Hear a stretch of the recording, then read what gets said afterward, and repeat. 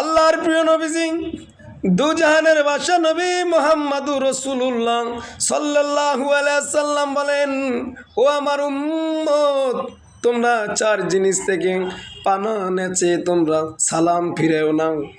আল্লাহ নবীজি সাল্লাল্লাহু আলাইহি সাল্লাম বলেন, আল্লাহুম্মা ইন্নী আউযু বিকা মিন আযাবিল কবর।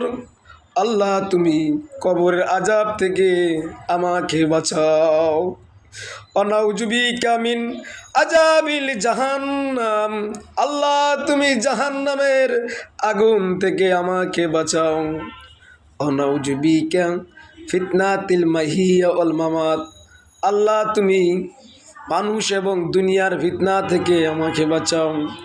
অনাউযু বিকা ফিতনাতিল মাসিদিদ দাজ্জাল।